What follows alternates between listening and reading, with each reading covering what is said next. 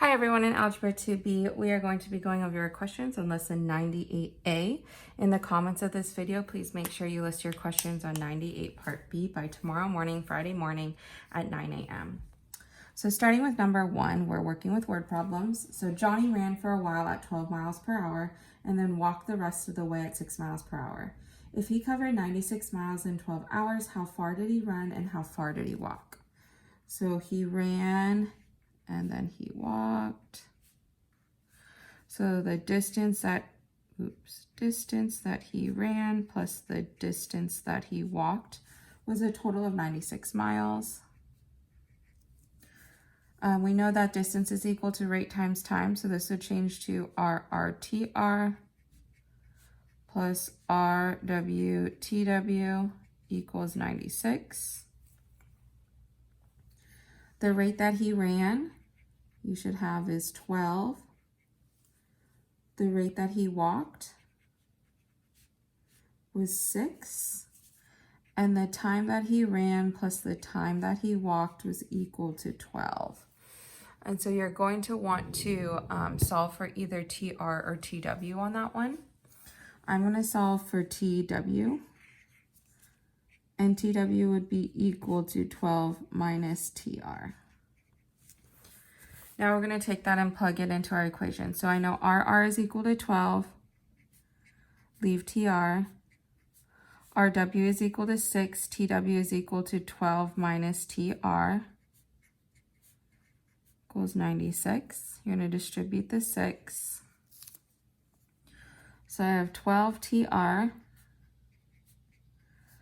plus 72.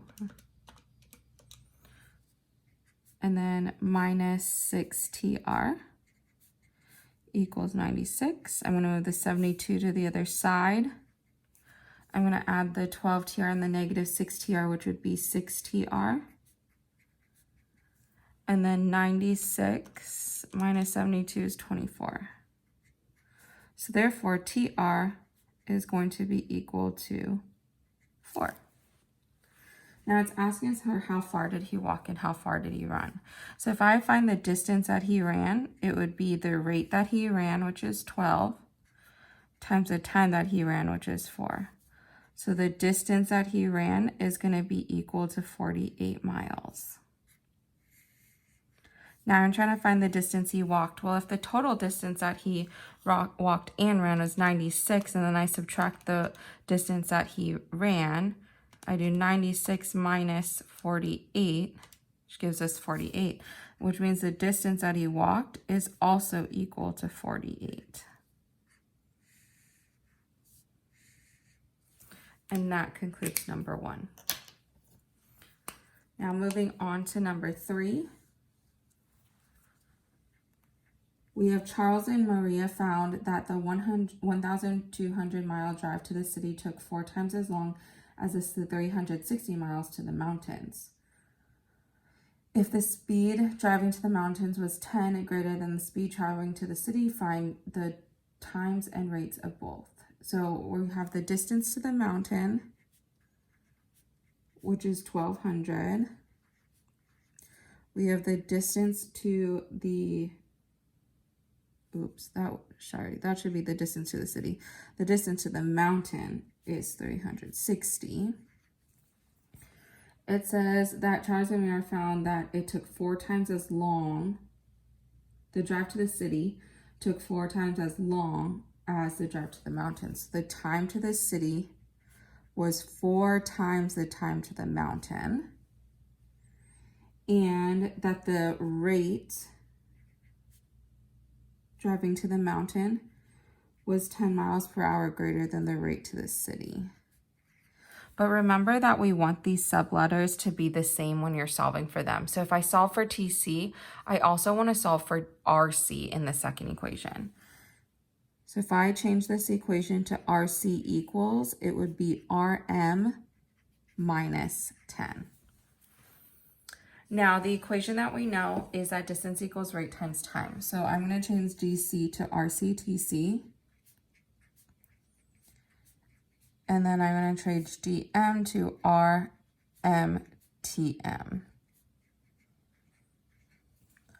So RC I know is equal to RM minus 10, and TC is equal to 4TM. Now I'm going to distribute. So 4RM TM minus 40TM equals 1200. Now RMTM is equal to 360, so this would be 4 times 360 minus 40TM equals 1200. So 4 times 360, I'm going to move that to the other side, so subtract it from the 1200, which would give me negative 40TM is equal to negative 240. So if I divide that negative 240 by negative 40, I get TM is equal to 6. Now, if the time to the mountain is equal to 6, I can solve for the rate to the mountain, because the rate to the mountain times the time to the mountain is equal to 360, which means the rate to the mountain is going to be equal to 60. Now, if my rate to the mountain is 60, I can solve for the rate to the city, because the rate to the city is the rate of the mountain minus 10, so that would be 50. And then TC is equal to 4 times TM, which means that TC is going to be equal to 24. And those would be your 4 answers. Now moving on, we're going to look at number 4. So for number 4, we have Mako could travel 28 miles downstream in 4 hours, but required 8 hours to go 40 miles upstream. What was the speed of the current and how fast could he row in still water? So for number 4, I have the distance downstream is 28. The time downstream is 4. The time upstream is 8. And the distance upstream is 40. Now I have 2 formulas. My downstream is going to be B plus W times TD equals DD. My upstream equation will be B minus W times TU equals DU. Oops. Okay, now I'm going to plug in my information. So I'm going to have B plus W, TD is equal to 4, DD is 28. Then I have B minus W, TU is 8, DU is 40. I'm going to distribute the 4, so I get 4B plus 4W equals 28. I'm going to distribute the 8. So I get 8B minus 8W equals 40. Now I have these 2 equations that contain B and W, so I'm going to do elimination. I'm going to multiply this one by 2, which would give me 8B plus 8W. 28 times 2 gives us 56. So that means the W's cancel. I have 16B equals 96. If you divide 96 by 16, you get the boat speed is equal to 6. If I know the boat speed is equal to 6, I can solve for the current speed by plugging it into this equation here. So that'd be 4 times 6 plus 4W equals 28. Well, I know 4 times 6 is 24, so I'm going to subtract that from the other side. And you get 4W is equal to 4, which means that W is equal to 1.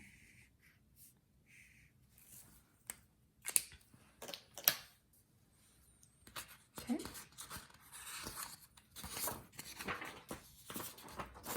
Oh, We have one more word problem, my bad. Now moving on to number 5, we have the number of rabbits vary directly as the number of squirrels and inversely as the number of raccoons. Okay, so this is the combination of directly and inversely. So I'm going to use this, my little cheat sheet right here, which is just my notes. So if you have your notes, make sure you have those out. So first it says that the rabbits vary, it's the rabbits that's varying directly. So I'm going to start with R1 over R2.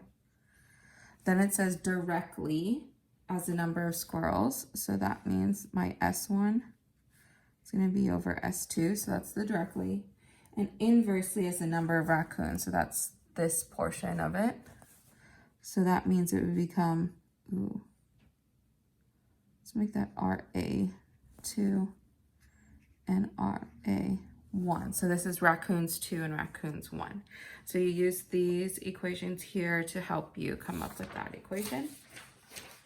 Now they give us our variables. So it says if there were 10 rabbits, 40 squirrels, and 2 raccoons. So I have my initial rabbits is 10. My initial squirrels is 40. And my initial raccoons is going to be 2. Then it says how many raccoons went, so we're solving for RA2, went with 5 rabbits and 20 squirrels. So 5 rabbits, 20 squirrels. And you do want to cross multiply that. So I have 5 times 40, x equals 10 times 40, because 20 times 2 is 40. Divided by 5 times 40. Well, look at that. The 40s are going to cancel, which means that 10 divided by 5 is 2, and that's how many rabbits we would have. Okay, that concludes our word problems. Now we're moving on. So I am going to start with number 9. So the first thing that I'm going to do on number 9 is to solve my equation for y. So I have y is equal to 3x plus 5. Now I'm going to take that and plug it into here. So I have x times 3x plus 5 equals 6. I'm going to distribute the x. So I get 3x squared plus 5x minus 6 is equal to 0. So I'm just setting that equal to 0. And I'm going to do quadratic formula. So x would be equal to -5 plus or minus the square root. 5 squared minus 4 times 3 times -6 all over 2 times 3. So that would be -5 over 6 plus or minus. Now, I know that this is 25. So if I do 4 times 3 times 6 and add that to the 25, I get the square root of 97.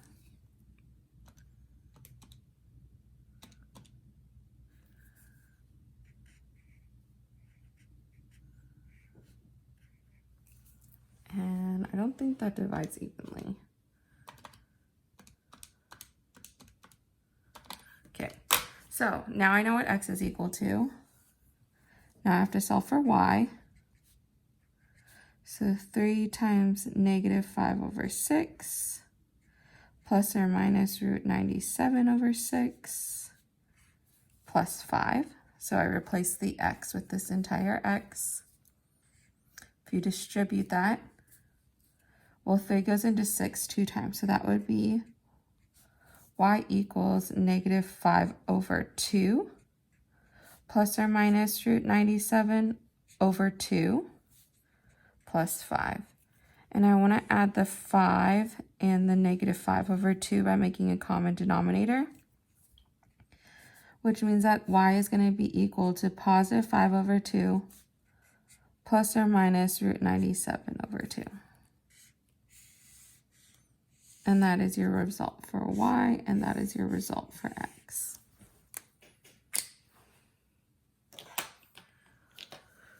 Moving on to number 10. So for number 10, the first thing that I recognize is that my y squared and y squared are plus and minus.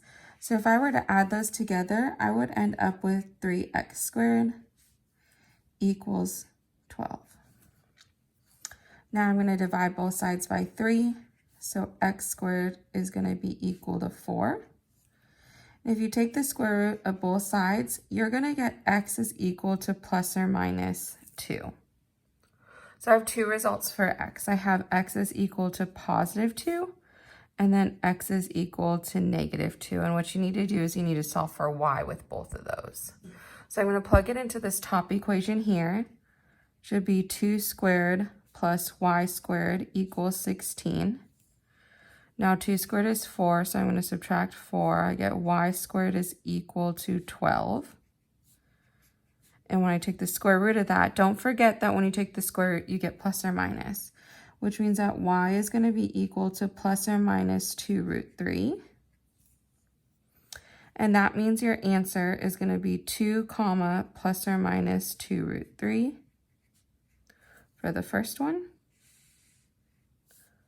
Then I'm going to do the same thing but plug in negative 2. So that would be negative 2 squared plus y squared equals 16. Again, 2 squared is 4, so I'm going to subtract 4 from the other side. I get y squared is equal to 12. Take the square root of that as well.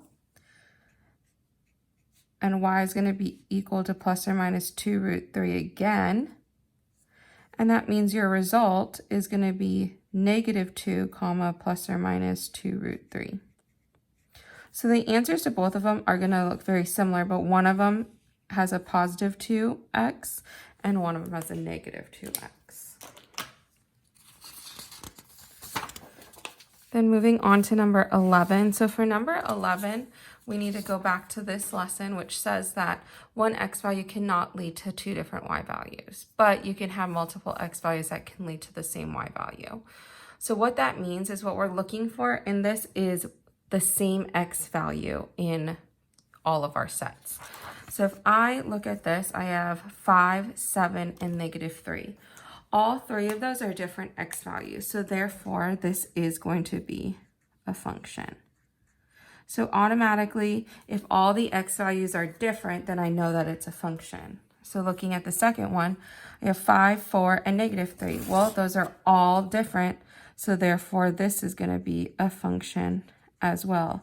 It does not matter that they all go to the same number because multiple x values can lead to the same y value. But then I look for c. C is negative 2, 4, and 4. Well, I have multiple 4s, but if you notice that both of these 4s are leading to negative 2, so that means that is okay if they're the exact same. So therefore, this is a function as well. So A, B, and C are all functions on this number, on number 11. Now moving on to number 12, I have to graph. So the first thing that I'm going to do is to solve my equation for y in the top equation, moving the x to the other side. So 2y is greater than negative x plus 4 divided by 2.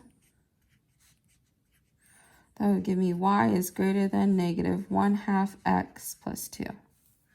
Well, first of all, this doesn't have an equal sign, so I know that it's going to be a dotted line. And it's greater than, so that means it's going to be everything above. Now y is greater than or equal to, so it's a solid line, and greater than is also above. So I'm going to graph this one first. It's crossing at 2. And the slope is down 1 over 2, down 1 over 2. This is a dotted line, so it should look something like this.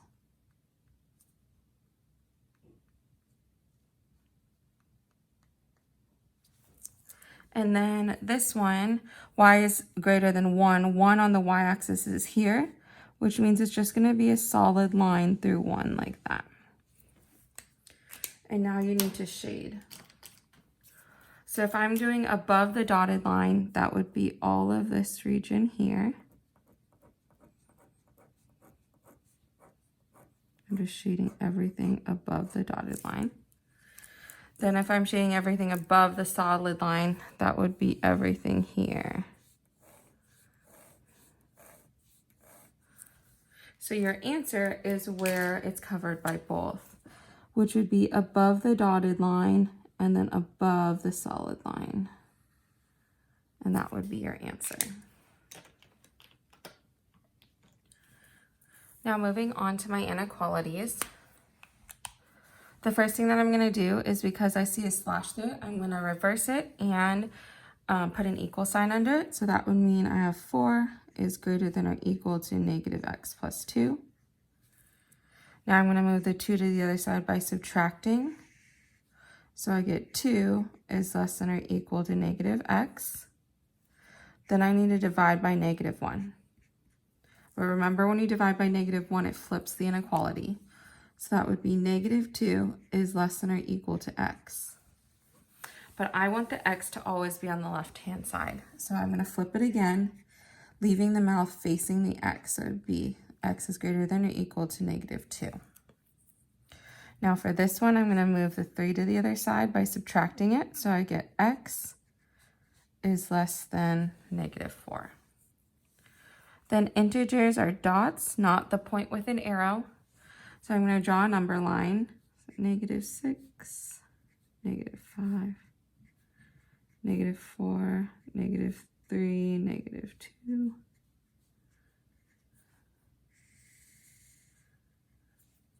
I know that on negative 2, my dot is going to be filled in because it can be equal to it. Negative 4, it's going to be open.